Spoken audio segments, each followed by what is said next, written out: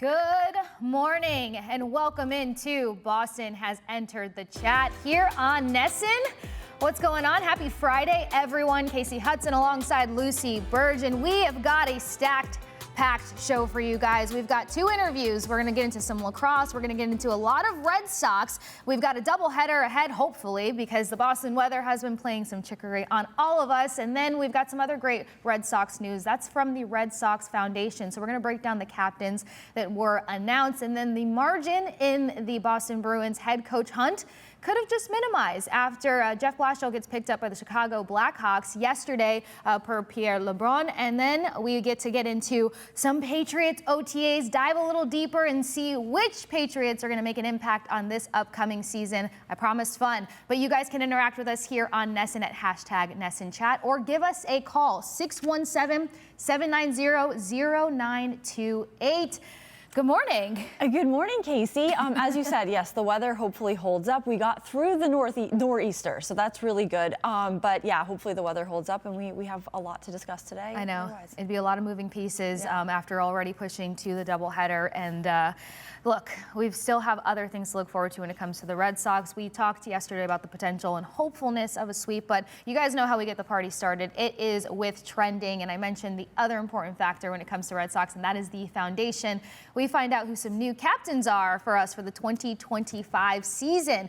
No surprise here when you hear the name Alex Bregman, but Alex and Reagan Bregman are going to be the Nike RBI captain, and I love this. We're going to break it down even further throughout here on Boston Has Entered the Chat, which each of these programs mean, and kind of how cool it is how the guys got selected, but more importantly, how much it makes sense who got selected for which situation. So the Nike RBI obviously helps out with equipment, and we know how tough that is when you're just trying to love and be passionate about a sport. You got these extra elements to it. You got to be geared up. You got to be equipped and ready to go. What did you make of Breggs? Exactly. So going down the list of the guys who were chosen, just looking at the list, I was like, perfect.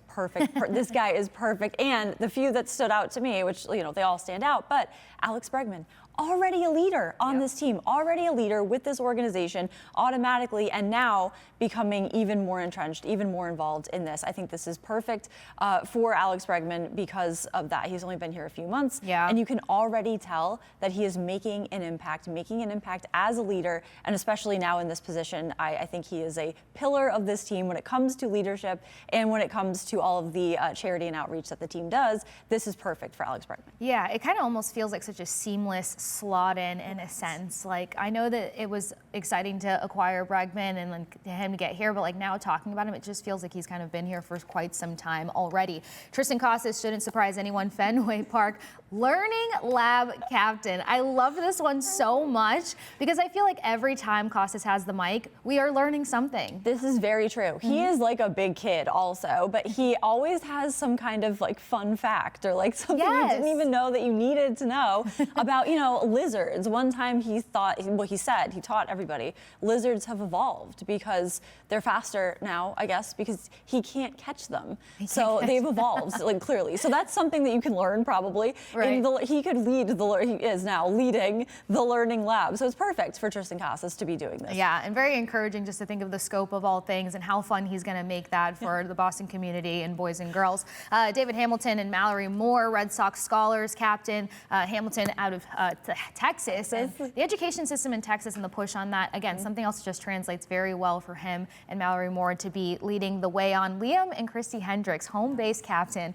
I love this one because Liam Hendricks has so much personality. You see it on the mound, you see it in the dugout, you see it behind the scenes. So I want to see what more kind of gets extracted out of this. But as promised, we'll dive deeper into all of the Red Sox captains and the programs and shine a light on the events that everybody should be signed up to go to throughout the summer. I teased a little bit of narrowing the margin, narrowing the hunt, narrowing the search when it comes to the Boston Bruins head coach. We already know that the Sweeney news came out. The extension is there. One piece of the puzzle is locked in. So now, who is that going to help bring in to solidify the next head coach for the Boston Bruins? Jeff Blashill off the market, heading to Chicago. Rumors heated up that was going to be the case. I was kind of cheering for Blashill, but that was just the bias in me because he is from the Tampa Bay Lightning. But good catch for Chicago. Still plenty of talent out there in the market, even though we were running through the Stanley Cup playoffs. A lot of talent out there, and I am wondering if there is one guy on this list of names that were reported that might be a leader in the pack, a lead candidate, because when the names were read off or listed, Sweeney said he is no longer waiting to speak with any other coaches still in the Stanley Cup playoffs. Does this eliminate Misha Donskoff, currently the assistant head coach of the Stars? Yeah, it could potentially eliminate him. And I'm glad that you point that out, because a week ago, 2 weeks ago, it was like, hey, the guy is still in playoffs, and then eliminations start taking place. Now, Savard is another name that was kind of getting kicked around, and then Toronto just got eliminated last week. So the context clues continue to heat up. And I wouldn't be surprised. What? Does Marco Sturm maybe lead the pack because he was mentioned first on the list? Yeah, because it's like, one of the who are hottest the candidates? Names. Right. And like first that comes to mind is the guy that you want to pick, Marco Sturm, perhaps. And while a lot of fans are like, we don't have to have that previous Bruins tie and the previous Bruins player, he's the kind of guy that still has so many other attributes that could lead a team that has, some new youth to them, as well as key veterans and core players moving forward. So it could be a thing. Donskoff coming off, potentially coming off the market, doesn't surprise me, because if the Stars do make a cup run, then he seems to be the kind of guy that likes to stay and stabilize with a team. He was with the Vegas Golden Knights for a hot minute, so it might not be the time for him to take that next step for NHL head coach, something that we'll talk about a little bit more. Now, pivoting over to the pigskin, we've got Ramondre Stevenson returning to Patriots OTAs, and this is big for a number of reasons. We know that I was a big fan of Henderson getting picked up in the draft, but there's conversation about what that's going to do to his role. Everyone wants to see what Stevenson can produce for the Patriots. Had a hot start. Ball security was a bit of an issue, but more importantly, after dealing with some family stuff, him being back in the mix while this team is starting to solidify their identity is important. Absolutely, very important for this team, and Vrabel spoke about this. He said that Ramondre Stevenson is a large part of what we do. We'll just have to determine where he's at when he's back here. So I think he will be, folded back in at a pace that is right for him, and then that's very important for this team as it starts to come together. And we've seen a lot of positivity come out of OTAs from the Patriots, and we will get into that. But I think this is just another positive piece for them. Yeah, absolutely. And then just having the veteran presence, or guy who's been around, being back in the locker room, it's important, because everyone's kind of trying to develop and catch up. And anyone who hasn't been a part of McDaniel's system, that's a different level of catching up, anyone who's been around it. But I think it helps too, not just from the competition aspect, it's just kind of the fact that Daniel's system is known to have a heavy run game, and you're going to have a good flow and alleviation depending on who your key guys are. And Keegan on Foxborough Rush, he's kind of painted a really great picture of how Stevenson can get things going, but Hendricks can get things closed out. So look, depth is important, injuries happen, leadership is important, it comes in different roles and stuff, so him being a part of OTAs I think is huge. And then you mentioned the positivity. Yeah. These guys are so excited to be getting situated and ready for the season ahead. They are bursting with joy to be here. They're so excited. There's something about this team that everyone's excited about, and I think there's chemistry with everyone who is there, and when they are together, there is a chemistry that I think they will take into the season and that they are excited about. I think they are genuinely excited to show the fans how good they will be. So that's really positive. Yeah, and I think the other big thing we're seeing is that everything Vrabel commanded from the podium, connection, relationship, we are already seeing that connection, that relationship. We had a chance to talk with Chris Hogan yesterday, and he talked about the closeness. This is your family, and when you treat it like a family, different things and elevation of plays just send a roll out. So I think we're all excited to see what could take place. But I promise some lacrosse talk, which means we've got our guest, Timmy Weiss, coming up next on the other side of this break. It is interactive. Let us know any questions you may have at #NESSNChat for here on Boston Has Entered the Chat, which goes down Monday through Friday, 8 a.m. to 9 a.m. here on NESN, 9 a.m. to 10 a.m. over on NESN Nation. Heading to a quick break, then on the other side, get into some lacrosse talk here on Boston Has Entered the Chat.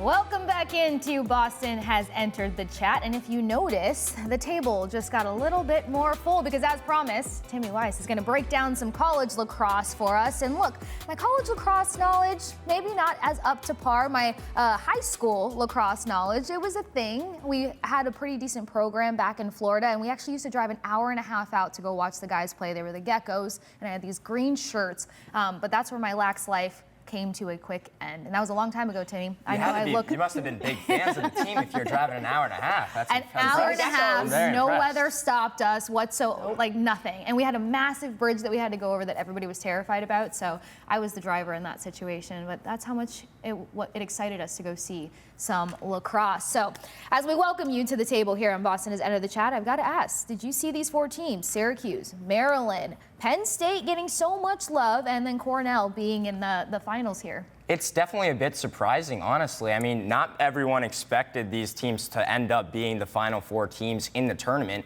And it's a big reason, and maybe you expect Cornell, they're the #1 team in the nation. You expected them to be there, but the other teams are totally, no one really expected, no one really knew, because that's the way college lacrosse has been this year, and that every team had a chance outside of Cornell.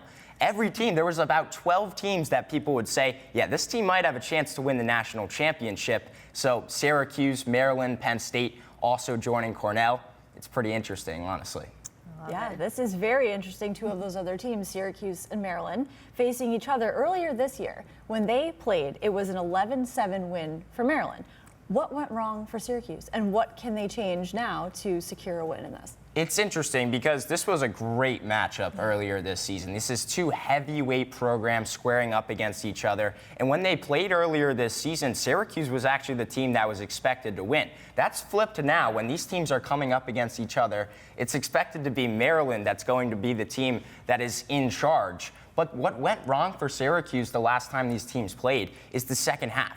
They got to the second half, Syracuse was up 5-4, and Maryland completely dominated after that. The defense completely locked up. The electric Syracuse offense, just completely, the long pulls are on top of the Syracuse best scorers. Joey Spallina, one of the best players in the entire nation, was held to 0 points in that second half. Wow. And that's because of the Maryland long pulls, which did so well in that game, held Syracuse to just 2 goals in the second half.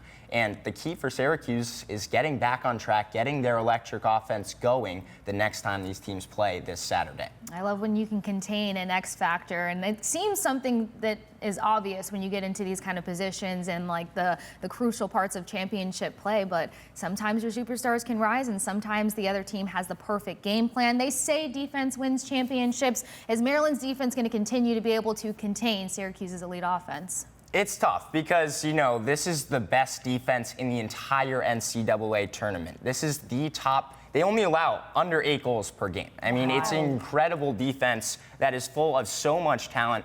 Their big physical long pulls will get on the best scorers in the nation and completely shut them down. Last round against Georgetown, they hold the Hoyas to just 6 goals, which is an incredible feat, given that's an offense that was scoring nearly 18 goals per game in the last 5 games. And the Syracuse offense, don't get me wrong, it's got a lot of really good scores. This is the best offense in the ACC.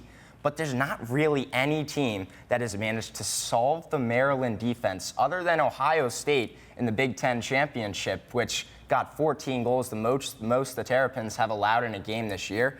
But I don't really expect Syracuse to be able to deal with that. Their key is probably going to be if Joey Spallina shows up for them. That's probably the only way they can break through this Terrapins defense. Wow, it's a lot riding on him. A lot on his shoulders, yeah. A lot on his shoulders. So this matchup features 2 coaches who are deeply rooted in college lacrosse history. What does a matchup like this mean to Gary Gait and Maryland head coach John Tillman? I mean, this is why you love this matchup. This is why college lacrosse fans are so excited about this matchup. And that's because these are 2 of the most storied coaches in college lacrosse history. This is Gary Gait, who was a 3-time national champion at Syracuse back in the late 80s, built up that program, and now he's come to Syracuse as a coach since 2021. This is his first time in championship weekend versus John Tillman, who took over in 2011 for Maryland and has been dominant ever since he took over. They've been to 11 championship weekends, 2 national championships, and Gary Gait just hasn't had that big-time success. He's trying to prove that he can make the adjustments to beat this Maryland team, and that's something that's going to be tough for him to do because he hasn't really done it in the past. He's had trouble beating the big teams. He proved it finally that they beat number 3 Princeton in the quarterfinals. That's the biggest win he's had in his era. Now he's got to prove he can do it in championship weekend. Absolutely. So we've talked about the pillars that can help get the job done. But you know what, Timmy? I am an underdog gal. So I need to know, what are some underdogs that can maybe help in this matchup here, either on Maryland's side, who doesn't sound like they need much help, or on Syracuse's side, if Joey can't shoulder everything for this team? Yeah, it's a good question. I think one of the underdogs you got to rely on is some other scorers like Luke Roa, and Owen Hiltz is their top scorer. He was the 7th pick in the PLL draft. But you got to rely on your midfielders if you're Syracuse. You got to rely on Michael Leo, who's one of their top midfielders, as well as Sam English, the 3rd pick in the PLL draft, a phenomenal 2-way player. But if you're Maryland, you got to rely on your rock, and that's their goalie back and neck. Right. Logan McCaney is one of the best goalies in all of college lacrosse, has the 4th best save percentage in the entire NCAA this year. So relying on him to be your rock could be really big if the Syracuse scorers do get hot. All right, you mentioned it. Cornell's the one team that's not a surprise in this matchup, taking on Penn State. Now, do you expect any surprises between Cornell and Penn State? I mean, it's interesting because if you look at these 2 teams on paper, yeah, Cornell is the better team. They have the best offense in the country, but there's something about this Penn State team right now. They've somehow snuck into the semifinals. People didn't really expect it, even though they were the 5 seed. They had they had 4 losses throughout the season, and they made it all the way there. But the reason they made it all the way there is because they have some sort of fight about them. Even when they get down in games, they come back. They have the one thing that no other team has in college lacrosse, and that's that they beat the number 1 team in the nation, Cornell. And they did it by being down 4 goals in the 4th quarter and came back with 2.5 minutes to go, forced it to overtime, and beat them. Now, you would have thought that maybe that's a fluke. No way they'd do it again, right? But they did it against Notre Dame in the quarterfinals, down 6 goals, and came all the way back in the 3rd quarter. This team has some sort of fight to them. It's not going to be easy for Cornell to just take them down. Well, Cornell does have a game changer in the all-time goals leader in the NCAA, CJ Kirst, top offense in the nation. Is that going to be a problem? It is almost definitely going to be a problem. I mean, CJ Kirst, there's no understating it. This guy is so good at college lacrosse. So good at lacrosse in general, I mean, because he has the speed. He has the shot. He is the top scorer in NCAA history for a reason, and teams are scared of him. There is no stopping CJ Kirst. There is only preventing CJ Kirst. He is going to be a factor in this game. It's just how much of a factor can you stop him from being? There's only 2 times this year a team has held him to 2 goals or less. I mean, Penn State, they have to contain him to under 3 probably to win this game. Wow. And what I love about Penn State getting in the mix here, and of course this is me drawing from like my hockey nerdum, is that their college hockey program made it far when it came to the Frozen Four, and it was very unexpected. So it looks like Penn State is producing a lot of unexpecteds this year. Not to put you in the hot seat, your prediction, who's coming out on top? Between both games? Yeah. I'd say I'm going to go with Maryland takes it over Syracuse, and Cornell takes it over Penn State. So Cornell Going remains with the crown. favorites, yeah. Okay. Cornell reigns it. I think it's their year to win. They haven't won the national championship since 1977. And it seems to be their year, honestly. And if you've ever watched The Office, Andy Bernard would love that because he's Cornell. True, that's a good point. So I'm rooting for Cornell in this one. I haven't watched The Office. It's literally one of like my worst personality traits, honestly. But look, I'll catch up just for you guys. Underdogs, give me some underdogs in the Cornell versus Penn State matchup. Some underdogs in that game. I think you got to look out for Ryan Goldstein on Cornell. He's not really an underdog, but he's one of their most prolific offensive players. I mean, he is getting assists all day long. I mean, when you have CJ Kirst next to you, it's really helpful to have him with you. And I mean, it's really the key is going to be relying on the Cornell offense if you're Cornell. Right. And for Penn State, it's going to be relying on the fight and the momentum that you got. I think the biggest underdog in this is the momentum that that Penn State possesses. I love it. I'm sold. I'm going to watch both these games. I am pumped for this. Yes, well, thank you for coming by and breaking this down, because we also have another Lax lover, part of the Nesson family. That's Annabelle Hasselback, and she'll be out there rooting for the Boston College women's team to bring on some success, rock that neon green. Timmy, thank you so much for your time, but we have some baseball love to get into the mix here before we let Timmy go. Jimmy Fund, as y'all know, save the date, circle it, mark it. The WEEI Nesson Jimmy Fund Radio Telethon presented by Arabella Insurance is on August 18th and 19th. Help strike out cancer by visiting jimmyfund.gibbs/K-cancer to donate today. We got more Boston is Under the Chat, more Red Sox conversation coming for you on the other side of this break. And as y'all know, Boston is Under the Chat Monday through Friday, 8 a.m. to 9 a.m. here on Nesson, 9 to 10 on Nesson Nation. It is interactive. Chat with us at #NessonChat. But more importantly, join us on the other side of this quick break.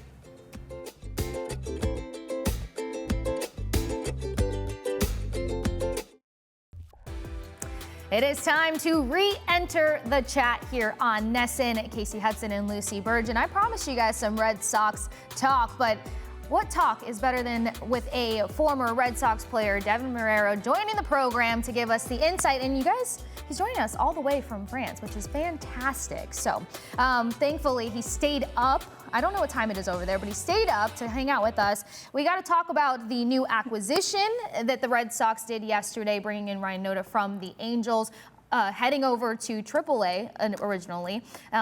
We have Christian Campbell working out at first base. We got a lot going on, but first, let me not be rude. Good morning. Bonjour. How's it going? It's going great here in Saint-Tropez. Lovely time of year here.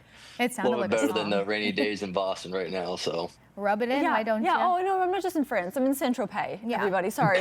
By the way, the weather is beautiful. Well, hopefully some beauty shakes out for the Red Sox. We are hoping for a doubleheader to take place today, but again, the Boston weather has a mind of its own. But we got some sound from Jose Flores working with Kasey on first base and getting him up to par. He just looks so coachable, but this rotation, the depth that they may have just acquired with Ryan Noda, what do you think should take place at first base? Listen, they're just trying to find something that fits, right? I mean, it's all about next man up and find the person who's hot. You know, whoever's hot in AAA, bring them up, see if they can make an impact. You know, they're just searching for someone to kind of fill that spot right now. You know, it's not going to be Devers. Probably going to be Christian Campbell for a while, but I'm curious to see if Breslow pulls the trigger on getting Roman Anthony some work at first base down there in AAA. You know, he's back to being healthy and he's raking, and you know, he's a guy that this team really needs right now. That's what I was wondering. Does this close the conversation completely? Is that over on Devers playing first? Was he just like, no, close now? So is that why they are making these moves? They are working Christian Campbell out like this?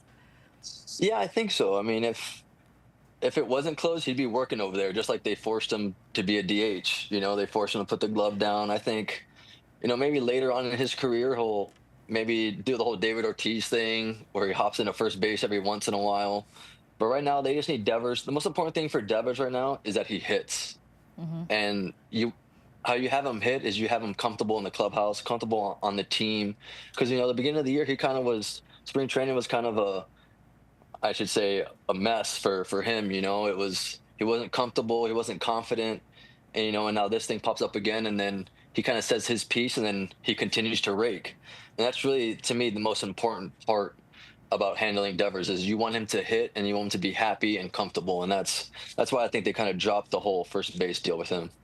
Yeah, and I mean, what a way to respond to should he go to first base, should he not go to first base, then just continue to knock it out of the park and just make it look so easy, 440 plus consistently, especially over at Fenway. But a guy who's also kind of had a hotter bat as of late, Nick Sogard.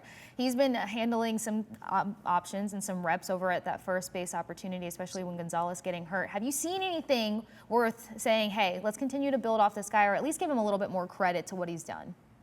Yeah, I mean, the thing with Nick is he's a utility guy, right? And he's a guy that's so valuable in this game nowadays, right? You need guys that you could plug in at second base, first base, left field, center field, right field, like that.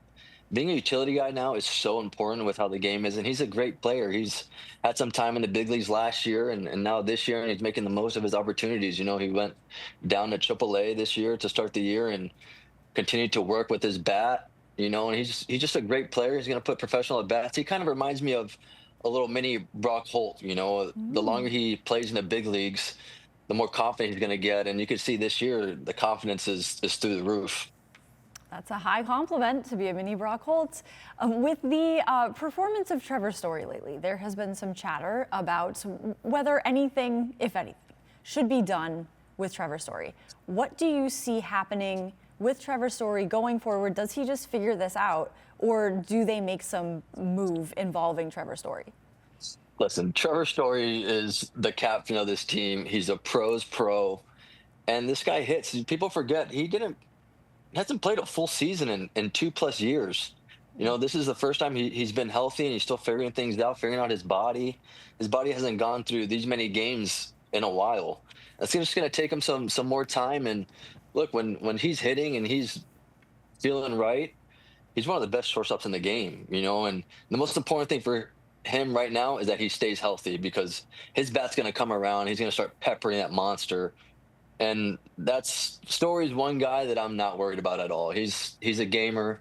He knows how to play the game. It's just going to take him a little longer, because this is his first time playing every day in the past 2 years for the first couple months of a season, you know. So it takes time, and you know, that's why baseball is such a unique sport. You know, you need to be in a rhythm in order to have some consistency, and this is his first time kind of figuring that out for himself. It's been a while, but I'm not worried about Story at all. What's that mental hurdle like for baseball? Because you're right, it is super unique. And while it is a long season, the expectations from fans and probably from an organization, like the expectation length is very short. And especially when a team is dancing on this 500 number and then every loss is this monumental situation, you still have to be so keyed up on yourself as a player and your team to push forward. So I think of Story, but I also think of Christian Campbell, who has caught some criticism for his play kind of slowing down as of late. Yeah, and this is all normal, right? This is baseball. This is why we play 162 games. You're going to be hot, and then you're going to stink for like a month, and you're going to be hot again, and then you're going to stink for another month. That's just the flows of the game, and how you control that is just staying like this. And that's why I think this clubhouse is so amazing with guys like Story and Bregman, you know, taking Campbell under their wing and showing him, hey, man, just keep doing your thing, stick to your routine. You know, it's not like he hasn't showed that he can't hit in the big leagues. The guy has been on fire for the first 2 months of the season. So you know that it's there. That wasn't just a lucky 2 months. That doesn't exist in the big leagues. You don't get lucky for 2 months. You know, so he's just going through one of those flows right now. And then, you know, Devers was hitting below 200 a month ago, and now the guy's at 280, 290. You know, it's just, he's a hitter. He's going to hit. I'm not worried about it. He has a great group of guys in the clubhouse that'll kind of keep them like this, which is so important. And it's just a confident thing with young guys coming up into the big leagues their first year. You know, if the team has confidence in you, that's going to give you more confidence. And, you know, he's showed the first 2 months of the season that he belongs in the big leagues. And, you know, they're switching him over to first base because they trust him to be in the lineup more. And this is giving him more of an opportunity to play in more games. So he's going to be fine. He's just going through one of those flows right now that he just needs to keep sticking to his routine, and he'll be fine. He's a baller. And speaking of things that players have to navigate throughout a season, and the season hasn't really, it's still early in the season, Liam Hendriks saying that he's been getting death threats on social media to the point where he had to say something like, stop doing this. This is disgusting. And obviously it's disgusting.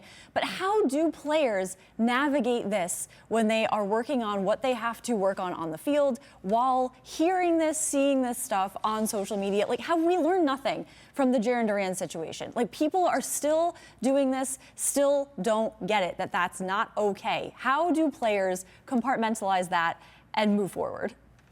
Listen, it's tough. You know, you're a player, and you know you're dedicating every breath of your life to this game, and there's no place in this world, not just in baseball, for that kind of talk to people who are really trying their best and really love what they're doing and want to do great every time they go out there. There's just no place for that. And we're so lucky nowadays. We have team therapists and guys that we can talk to about this. And I think what Durant has done has kind of allowed guys to open up about how these things make them feel, and talk about it in the clubhouse amongst each other. Whereas back in the day, you just sat in your locker and you just had these thoughts in your head. And I think what Durant has done is kind of has made this talk normal and acceptable, and you're not thought of less than, of feeling some type of way when people are attacking you and you can't really process the expectations and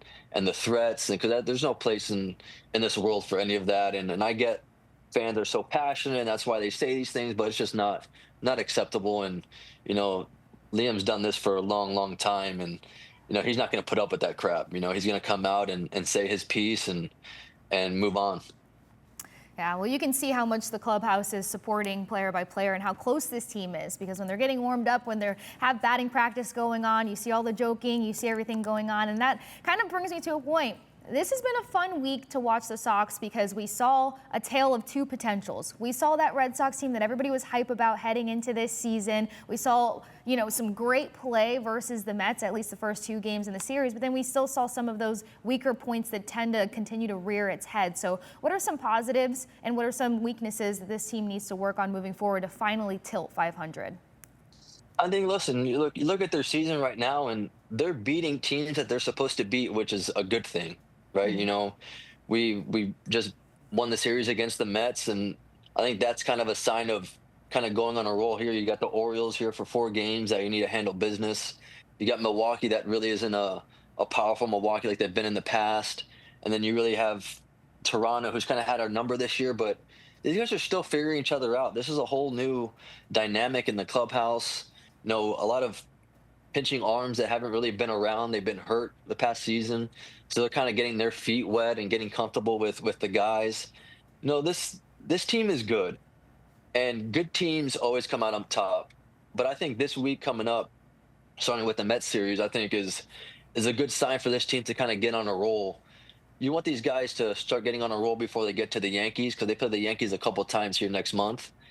You want to feel confident and comfortable playing against them, so you kind of get yourself in the race again. We're 4.5 back, so these guys have the potential. Listen, the players, they're great players in that clubhouse, and these guys want to win. They know how to win.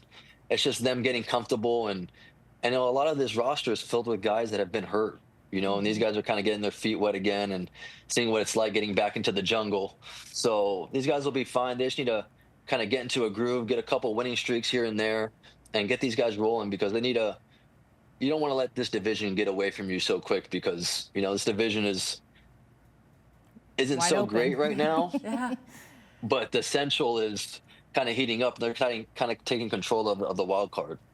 Exactly. We also saw a tale of two other things, Deven, and that was the home run celebration, because we have an addition to the home run celebration, the Wally head, of course, but also the bullpen sign. Which one do you prefer? Do you think, as I do, they should have both and incorporate both into each home run celebration, or should they pick one over the other? I like them both. But I'll tell you one thing. During the summer, the end of the summer, that Wally head is going to be so disgusting. Disgusting. Oh, my God. But it's going to feel so good, just like the dirtbag feeling of putting that thing off there. Oh, they're going to want homer. that. Yeah. But I like both of them, put that thing on and give that cell phone a nice little slap, And get a couple extra Wally heads, please. I would hope. Or wash it. But it's all part of the game. It's fun, seeing these guys have fun, and that's what you see from these guys, whether they're on a hot streak or they're not. Like, they're staying like this, and they're still continuing to go out there and doing their thing. And I give that credit to AC, to Cora, and Bregman and Ref Snyder, who's kind of the leader of that pack too. So those guys are still having fun. That's what you love to see from these guys, man. This is a game. Have fun and great little things that you guys can get excited about, So I love to see it. I'm sure AC loves it too, that has some input on that bullpen. Some extra juice to add. Phone. Yeah. I just love how it all came about. But quickly before we let you go, George and I got to chat with you on Boston's Enter the Chat a couple months ago. you said World Series for this team. Are you standing by it, or you just want to continue to see how things play out? I am, because the AL isn't really that competitive to me. You know, I think for the AL, if you could get into the playoffs, any team could go to the World Series, in my opinion. The NL is a different monster. That's big boy baseball right now. But the AL's open. I mean, I think, you just have to get into the playoffs if you're in the AL, and anything can happen. And this team, when they're playing good and when they have the staff that they have healthy and have some innings under their arms and they're kind of getting their consistency back, this team's going to be a scary team. And you saw it against the Mets. That's a great Mets ball club. And, the bullpen showed up and they hit a little bit. They play situational baseball, and that's what this team can do. And this team is better than the team they were last year. And I just think get into the playoffs, and this team can do some damage in the playoffs. They're a scary team in a 7-game series. You heard it right here. Devin and I agree. The Red Sox are going to win the World Series. That was her take yesterday. Yep. It might take every day. It might take every day for the past 5 years, Devin. And now we agree. Now someone has my back. Thank you very much. We're going to make a chart for you guys, all of the predictions, and we'll be sure to rehash it. But I just have one more favor to ask. When you get back from your Parisian tour, from Saint-Tropez, we need you holding the bullpen sign and just get a picture of you. I think key content is all of you guys, all of you key Red Sox, former and current. We just need everybody with the picture. Devin, thank you so much for taking the time to join us here on Boston Has Entered the Chat, and hopefully we'll get a chance to see you back here soon. Be safe overseas, and we'll catch you later. Thank you, ladies. Appreciate it. Thank you, Devin. No problem. All right, Boston Has Entered the Chat is about to go to another quick break, but I promise so much more goods. We got to get into some Patriots OTAs. We've got to unpack further the Red Sox 2025 captains, which we are excited about, and then the different programs and the events that you all should be looking forward to this summer with better weather, as we all hope. Make sure you chat with Lucy and myself, #NessInChat. You can call in and leave a voicemail, but most importantly, join us on the other side of this quick break. Welcome back into Boston Has Entered the Chat live, where we break down trending topics and so much more. We've promised you just about all the sports. We got into some Red Sox conversation with Deven Marrero. We've also got some updates on the 2025 Red Sox Foundation captains. And when I tell you, these positions are so fitting, I'm very excited to see how the events roll out and the impact that these Red Sox players have moving forward. We kind of already touched on some of this in trending. We mentioned who some of the captains are, but we didn't go through the full list quite yet. So where should we pick up from on this list? So we did Bregman, we did Casas, both perfect for their roles in Absolutely. this. Bregman being the quintessential leader, of course, came to this team, to the Red Sox, and immediately leadership role, and he's done amazing with it. So he is a pillar of this team. I think that translates perfectly to his role as the Nike RBI captain. Tristan Casas, Fenway Park Learning Lab captain. He is a character, so he is perfect for that because he's kind of like a big kid.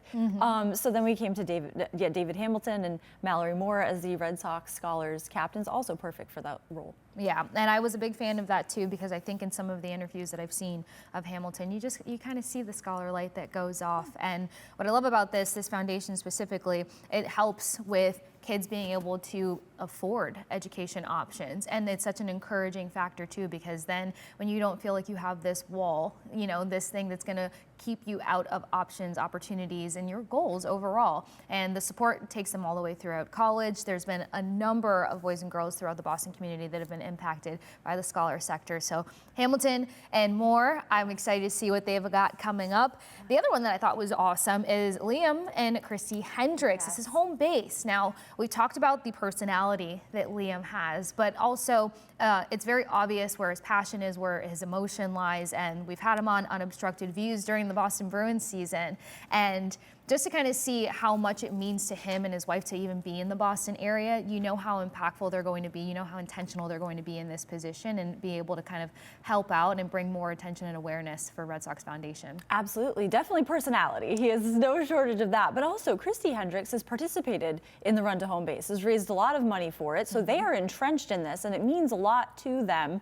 So it's perfect. I mean, it's a perfect fit for them to be in this position and for them to be chosen for this. As I said before, going down the list of guys who were chosen for each specific role, it's like, perfect. That guy's perfect for this. Yes, this is amazing. So it's just very good feeling all around for that. But Liam Hendricks and Christy, perfect for this role as well. Yeah, not even to be funny, but they knocked it out of the park. Now we do have the the home base, the run coming up. I believe it's in July. And what's awesome too is that TC is one of the faces and the figures and leading voices of that race. And our good friend Tyler Petropoulos over at Red Sox Foundation, she's asking if I'm going to run. We should do it. Do you want to do it? We should do it. I think we should. I think we should do it. The marathon was too much for me to wrap my brain around. You know, I need a year, maybe two. Okay. But I mean, having played soccer, running has always been an outlet for me, so it picks up quickly. We'll be fine. We'll train. We'll be fine. Exactly. Yeah. So we'll make Tyler proud when it comes to getting our running gear on. Especially, we got to make TC proud too. Oh, exactly. Then you have Garrett and Jordan Whitlock for the Jimmy Fun captain. What did you make of this one? I love this one, Kasey. This is his third consecutive year in this role. This one is close to my heart. So I worked with the Jimmy Fund for a few years ago with Lisa Scherber in the Jimmy Fund in the clinic at the crafts table, and I worked with the kids. And so that really was maybe one of my favorite things I've ever done in my life. So working with the Jimmy Fund and Lisa Scherber, who is an angel, we all know, she's amazing.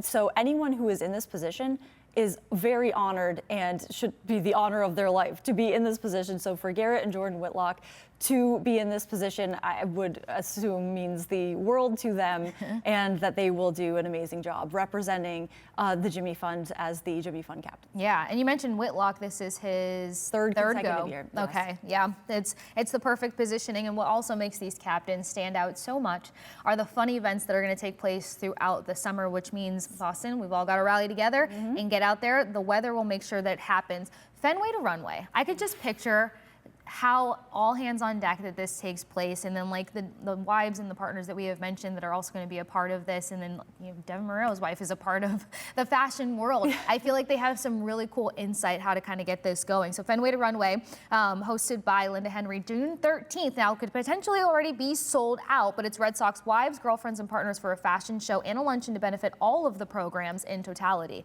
I cannot wait to see how that one goes off. Yes, you don't want to miss that one. The outfits are incredible. I just remember last year, Jenny Dell emceed it, and she was wearing a dress that I still remember. I can envision it in my head. It was beautiful, like a red dress with a rose on it. It was beautiful. So the outfits are can't miss at this event. And so how perfect. You are wearing red. I'm wearing red, aren't I? Exactly, Yes. just to tee that one up. Speaking I'm ready of for the event, guys. How's your golf game, Luce? Oh, it's wonderful. I've never, you know what, fun fact, I've never actually played a single hole of golf in my life. Okay, so we're going to fix that. We're definitely going to fix that. Yep, Tim Wakefield Memorial Golf Tournament. Forms are still available for this tournament, which will take place on September 15th at Belmont Country Club. The tournament is inspired by the foundation's amazing honorary chairman, Tim Wakefield, and has received over $3.5 million for the programming since 2014. Love this. On top of, I just love all the variations that you can be involved. You got the fashion aspect of it, you've got the fitness aspect of it with the run to home base, but I am a golf girly. My dad was so high up on making sure me and my sisters could play. I think for 3 Christmases he got us golf clubs. No way. Yeah, they turned into display holds. Of course, yeah. But I finally took it seriously about a year ago and got some new clubs, and my best friend Adriana is actually a tremendous coach. So we went out there and wreaked some havoc. Probably not the best golf course etiquette, but we'll figure it out eventually. Yeah, I have to learn and do this because I had golf clubs in the back of my car forever. And to honor Tim Wakefield, I never miss an opportunity to do that, of course. So I would love to learn and to be part of this event. You've got some time, September 15th. So circle your calendar, call the clubs, and let's get our swing going for the summer. But make sure you guys check out all of these programs as well as checking out all things with the Jimmy Fund and the Red Sox Foundation. Honor your new captains, give them some love, but more importantly, we got so much more information coming up. Nesson, thank you so much for rocking with us from 8 to 9. Nesson Nation coming up from 9 to 10 a.m. So make sure you hop over so that we can continue breaking down Patriots OTAs on that side, and then we've got some interviews and so much more. Boston's There to Chat Monday through Friday, 8 a.m. to 9 a.m. here on Nesson, 9 a.m. to 10 a.m. over on Nesson Nation. Lucy and I will catch you guys over on Nesson Nation.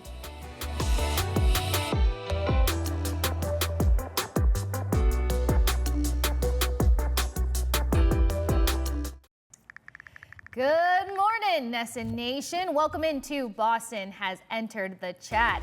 Kasey Hudson and Lucy Burdge here to welcome you in on this Friday morning and give you all the trending topics that are taking place. And we've got some good ones for you. The search for the Boston Bruins' next head coach. Well, the margin is getting a little bit smaller as one of the candidates goes off the board. I want to say yesterday. It was Jeff Blashill starting his next journey over with the Chicago Blackhawks. Then we also have some Red Sox updates in the captain category. Captain of the programs for the Red Sox Foundation. We'll get into all of that and break it down even further. And then we've got some Patriots OTAs, some players rejoining, some players to watch, and some guys that are probably going to make a bigger impact than we originally had noted. But that brings us into trending, so we can get into all of the nitty-gritty of these topics. Lucy, good morning. Good morning. No Red Sox game yesterday, but still a lot going on. Right. So much going on, so I can't wait to get to all of it. And they hopefuls of a double header today. I don't want to keep saying that and like potentially jinx You're jinxing it. This I'm weather learning is the just rhythms of the worst. Boston weather. But Awful. speaking of rhythms of Boston, we've got the Boston Bruins on the hunt for their next head coach. And this has been a big topic, obviously, for a number of reasons. We have Don Sweeney, who got his 2-year extension. So once one of the pieces of the puzzle gets solidified, it can kind of help move some pegs along the board of like, okay, who's the actual next fit considering Sweeney sticking around. And we've got some new young guys that started to show some potential at the end of the season. We've got some key veterans that are going to be a part of this group moving forward. We have the number 7 draft pick and so much more. So how do you get things going? You select a head coach. Hopefully that should be coming down the pipeline soon as Jeff Blashill went off the board. But what have you made of it? Yeah, that would be a good first move, I think, to just hire a head coach and introduce the head coach. But there were some names that were reportedly on this list: Marco Sturm, Jay Woodcroft, Mitch Love, Luke Richardson, Joe Sacco, Jay Leach, among those believed to be interviewed. Of these guys, Marco Sturm. I don't know why he stands out to me, but generally when a list is said of like, oh, who have you interviewed? The first guy that comes to mind might be the front runner. Marco Sturm was mentioned first. Perhaps could he be the one they are eyeing for this? He's definitely been a highly regarded, highly talked about guy. And over on Hockey Hub, which is where we obviously get further into all of this, we had Jim McBride on and giving us his take and what things are feeling like and sounding like. And then obviously Sophia's been a sounding board too of like what could potentially make sense over there. And Marco Sturm has been a good one because people are really gravitating towards his Olympic success, taking Germany a silver medal, that is, but also he's keen on relationships, he's keen on development, and we need a guy who's going to help with youth development. He's also got that extra touch of being a former Bruins player as well. So just considering his experience and what he's done over with the Ontario Reign, and more importantly, there's been a lot of success with the young players over there that kind of got the tap to get that LA Kings look and get their first shifts in the postseason and to be impactful. So he's got a lot of things that support why he's kind of been a front runner in that conversation. Then you got Mitch Love. Mitch Love is getting a lot of love, per se, because we've seen some outstanding things when it comes to the Capitals, and they also were another team that had that perfect blend of a few key components in your veterans, but the ability to go younger and trust that these younger guys can step up to the plate and like manage the workload and make an impact. And Andrew Raycroft kind of broke down a little bit more how guys who have that blend ability to them, that's obviously going to be the perfect fit moving forward. Misha Donskov.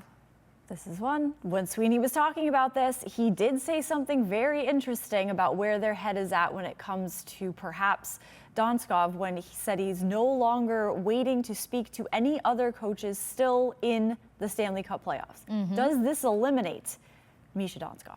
Well, the context clues feels like it does. Kind of, and then the other thing I find interesting about this is that Savard was a huge name also mentioned to potentially, again, formerly played with the Bruins, so on and so forth. But Toronto Maple Leafs got knocked out last week. And so the timing of him now saying that after being like, our guy is still in the mix, that's what makes you think that there's another name here that probably should also be highlighted as much as, if not in equal measure, as Marco Sturm. But we'll keep you guys posted on what's taking place with the head coach hunt, and Hockey Hub has you covered on all things Boston Bruins and hockey as a whole. Then we got Ramondre Stevenson return to Patriots OTAs. We know he had some family stuff which kept him out of things for a while with the death of his father. This is a guy who, look, I'm going to personally say, outside looking in, originally, the beginning of the Patriots season, he was getting a lot of touches. He was impactful in getting some plays down.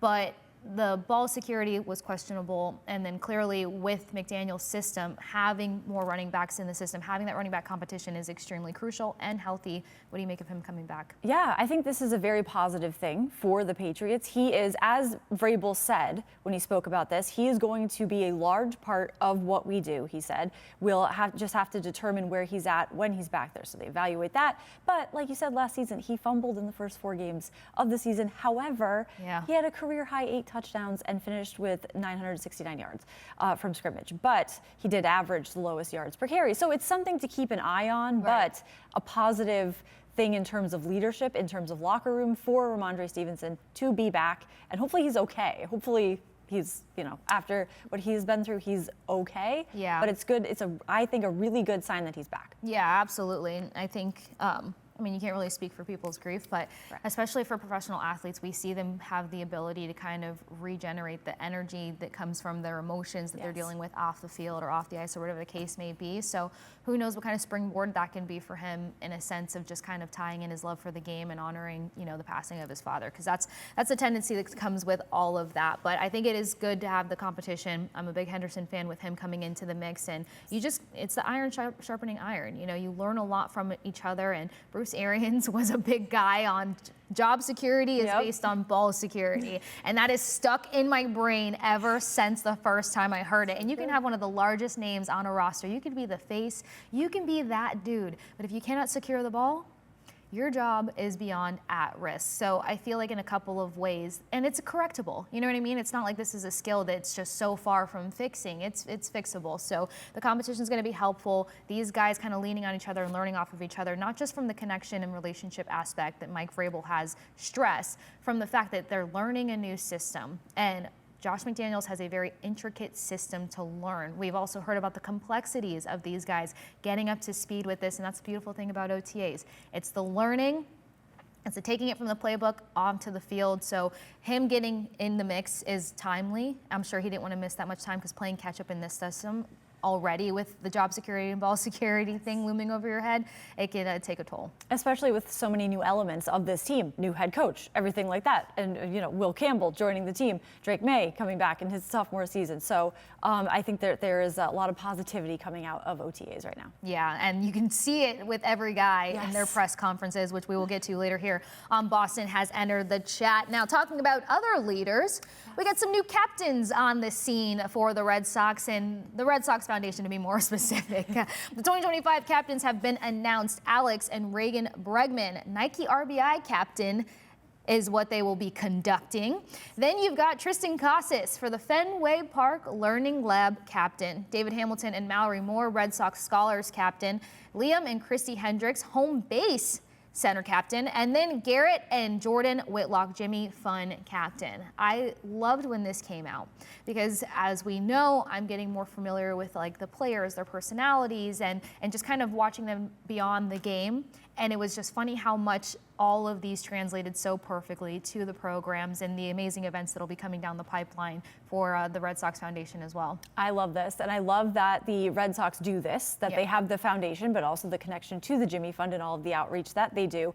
And like you said about incorporating into the city and the team and everything, that's what players do. Right. Players in the past have said that when they join the Red Sox, they become involved in the charity and the foundation and the Jimmy Fund, and that makes them more entrenched in the team, and they feel it into wow, this is very impactful, and this is really an amazing thing. It's a really amazing thing. So to see these, as I've said this, but going down the list, these guys are just perfect, made for this.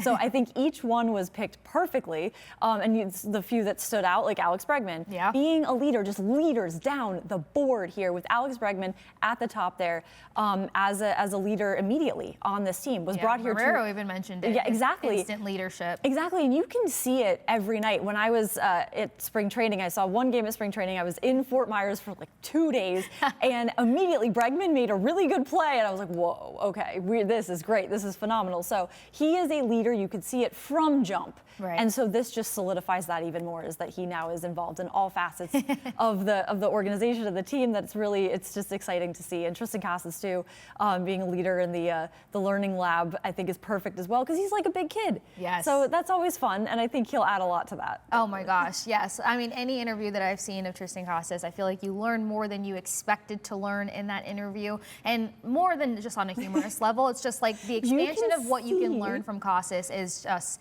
it feels infinite, to say the least. See his mind working whenever he's saying anything of like, what am I going to say? I'm going to say, and you know he knows what he's going to say. It's going to be something very interesting and something that you're going to remember, and I think that he can relate to kids in the Learning Lab and make learning fun, which is the goal of it, in a really, really good way. Yeah, absolutely. He's that friend that just like has all of these fun little facts all the time. Oh, totally. But like I said, they could be really cool. They could be really like, how did your brain get there? But I think that he's perfect for it. And then just kind of like the last thing on Bregman and his leadership, I think that, like, I've always said this unbiasedly, his walk-on song has me in a complete chokehold, but just the confidence that he exudes as a whole, it's such a contrast to just like the humility that you see instantly when he shifts from baseball player to leader to baseball player. It's all encompassed, and I think that that's really cool. So to see what these guys do, great events coming up ahead.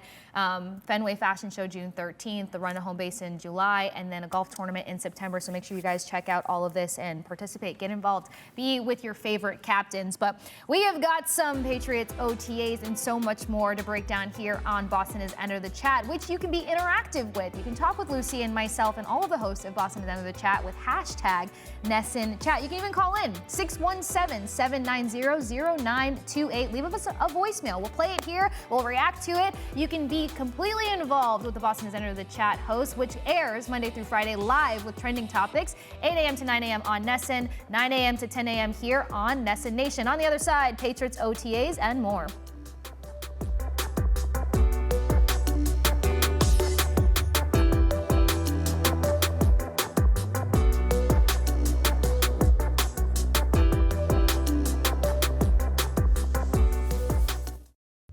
The way he approaches the game, man, he's eager to learn. He asks questions every day. He's like, bro, can we get some sets? And just talking football. You know, his locker's right beside mine, so we get to talk about football all day. And obviously, he's a stud, man. He's played great football in college, and so now he's just trying to figure it out. Where, like, you know, every week you're going against somebody that has a guy. So, you know, just fine-tuning, not trying to change stuff, but just fine-tuning the things he's learned in college and taking them to the NFL and just on the field and getting challenged every day. All right, Morgan Moses giving us some insight on draft pick round 1, Will Campbell, the man who will die for Drake May. That's exactly what you want to hear from your guy in the trenches. And my favorite thing from that, Luce, before we get your opinion, is the fine-tuning. Yeah. When you add new pieces to a system, to a team, you have to kind of take a look at what is the development timeline particularly going to look like here. And I know that there was a lot of talk about, you know, Will Campbell's capability because of arms and all of these other things, but the strength, the grit, the football IQ, and just the incredible aspect of how quickly he can learn and pick up and how aggressive he is. I mean, you need that pit bull in the trenches that's going to be able to tear things up. And I think that everything that jumped off the page in terms of his strength for his draft profile, it not only stood out from his pressers when he got here, but it has stood out in OTAs so far. And he's getting praise from not only Moses, but other D tackles that have had to go up against him and just kind of like work his mind frame and see how he functions already. Absolutely. This is very encouraging because when he was drafted immediately, there were concerns or thoughts or opinions like, why did we draft him? I don't know about this. Then he started talking, Kasey, and this guy, you can tell. New England fell in love? Yes, fell in love with this guy. Not to mention that he said he would die to protect Drake May, because what more could you want from your draft pick is that he would risk his life for the team. But the way he spoke, he sounds like a leader. Yeah. He sounds like, not to mention his play on the field, but he spoke about how much time he spent with the Patriots pre-draft. Yeah. And you could tell that they saw something in him where he could be a leader on this team, like a David Andrews, so that going forward, he has a lot of value to this team. And already, I think that that's the case. So I think that this is a lot of potential for him, and he will, and I think is, meshing very well with the team so far. Yeah, absolutely. And something else to add to that, too, is the fact that, like, when you're going through the interviewing process for the draft, there's a number of guys, like say that there's 10 boxes. You know, it's easy to kind of slot in at 4 boxes, but be a force to be reckoned with on the field and get a spot in the draft and a spot on the team. It was a resounding amount of feedback to say that he checked every single box in the interview process. And I remember when my brother was going through it himself, and he was like, and my brother's got a great moral compass on him. I mean, he's a big teddy bear, a monster once upon a time on the field. And he was just like, my nerves made me feel like I probably didn't answer every question so keen. Yeah. And so to know all of the thought and mental hurdles that go into that, and to think that he just kind of checked every single box. Vrabel said it, everybody said it. Like, the guy is up to par, not only on paper, but things will play out more as OTAs roll out. And they're learning a new system, which is a great time to bring in a guy who's going to go to war for his quarterback, and another guy who goes to war for his quarterback, Hunter Henry. This is an undeniable connection between Drake May and Henry. And of course, your big guy is typically kind of your safety net, especially when you're trying to get plays done, force plays, or where you take those risks on the field. And we know that Drake May has the capability to do that if he doesn't decide to use his legs in that moment. So Hunter Henry and him already had a natural connection, and Henry has been a part of McDaniel's system already. So let's hear from Hunter Henry of what he has had to say about Drake May. I think he's acclimating great, man. I mean, it's a lot, and it's really early. I mean, it's only May, man, and we just got together a month ago and put this all in. So there's a lot thrown at the wall right now that we're trying to make stick. And you know, I've been in this scheme, but I haven't been in this scheme with all these guys. So we're trying to, you know, mesh this well, and it takes time, man. It takes a lot of time. That's why we're out here. That's why we're out here competing. That's why we're trying to get better, and that's what it's all about. Because especially on offense, you know, we got to be in tune, we got to be connected, and just trying to get better every single day. Connection's key. Yeah. What I hear from that, though, is that they're not there yet. Right. Like, it sounds like, oh, we haven't completely meshed yet, but we'll get there. There's a lot of, oh, but we haven't been here for a long time yet. Right. We just got here. So maybe he sees the vision, and they're just working very hard to get to where they want to be and mesh as a team. Yeah, and what's cool with Hunter Henry's situation is, like, I'm sure he already has an idea of what the end game starts to kind of look like, having already be a part of the system. But he mentions getting reacclimated as well. Totally. And the important part of that is you don't have the same pieces that you had when you first were a part of this system. And I think that they may have more potential with this system, considering the age, the youth, the skill set, and the capability. And we also have to remember that OTAs, especially with no pads on, and you're just kind of really hyper-focused on the details of the book, the installs, you're not seeing everything at first. Your percentage of installs that are being rolled out are just like a tenth of what you could potentially see by the end of the summer, by training camp, by week 1 to week 8, and so on and so forth. So it's such a process of just kind of unveiling, you know, the next portion, the next install, and just wrapping your brain around that. And sometimes you don't fully execute on that install before you move on to another one, but that's what helps with the bank. That's what helps with situational football. So Hunter Henry being there to kind of guide Drake May through it, I think, is a big one, but I think May has the capability. I think we already agreed the overreaction was there on the 4 interceptions the other day, right? Exactly. As Chris Hogan said, don't overreact to that. As we already knew, we don't overreact to things like that. It is very early. It is day one. We have enough positivity coming out of OTAs from these players right now to not be worried about this at all. Exactly. I love how he kind of took us around a number of training camps going down around the city, and it was like, Travis Hunter was catching heat for like not coming out blazing and just like doing all the things that he did in college. And it's just like, of course, gears change. But I thought it was an awesome conversation with Chris Hogan to put some things in perspective, especially for McDaniel's system, something that he is very familiar with. But also, you're talking about an undrafted dude, and there's another one getting in the mix. I feel like New England has a tendency to have like these emerging wide receivers, you know? They weren't particularly on the radar, but they have the ability to rise and shine here. And McDaniel's system tends to kind of be a current theme with letting these wide receivers jump up to the mix. And another undrafted guy's name getting a lot of love. Who's this? Who is it? Chisholm? Oh, okay. Excuse me. The third. I love how you add the third. I was so it does excited make it very to hear regal, yeah. Efton Chisholm the third. People are getting very excited. Nobody says his name like you do, so that's why I had to set it up like that, because I was like, the regalness that you will give to this guy's name on top of what the undraftedness is doing. Thought you were going to do the big reveal, and I am honored that I got to do the reveal. Efton Chisholm the third. People are getting very excited about Efton Chisholm. The next Julian Edelman, some are saying, Kasey. Yeah. And what a comparison to have, too, because that's what I mean about the emergence. But you look at these guys and their potential, and considering McDaniel's system and what he does for wide receivers, if they can start getting things fully up to par, the uniqueness of the route running rhythm, but also the ability to pick up blocks when need be. Yes. Keeping the pathways and the paved ways open so that plays can get gains.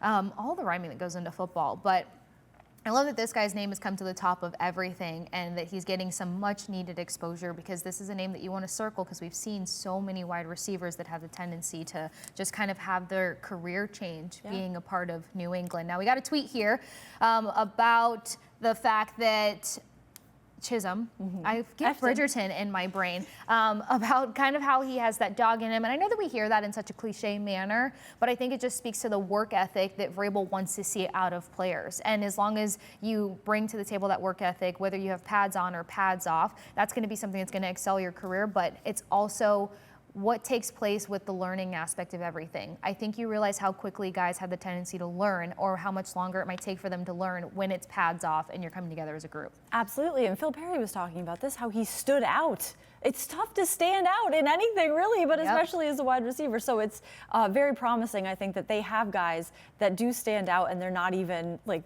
guys. They're like, oh, this guy too. They have pieces everywhere. So I think that this is a really good thing. Yeah, looking forward to it. Some of his strengths outside of his competitiveness is good footwork with his tempo, which means he's going to be able to help out with this route running. There's only one guy in the category that we're praising for route running, and we'll see what happens because he's coming off of injury, that being Stephon Diggs. But just, again, creating that dynamic, creating that depth for this room. So regardless of how high the competition is going to be for who's going to make the final cuts, it's all hopeful for the Patriots. We also teased some Patriot predictions in this, and the predictions being which players are going to make an impact coming out the gate. We've got our whiteboards ready to go, Boston, and we're going to see where the projections lie. So we've got some numbers that have already been kicking around to the interwebs of what Drake May is expected to produce this season, what Pop Douglas is supposed to produce this season, and then we also have Henderson.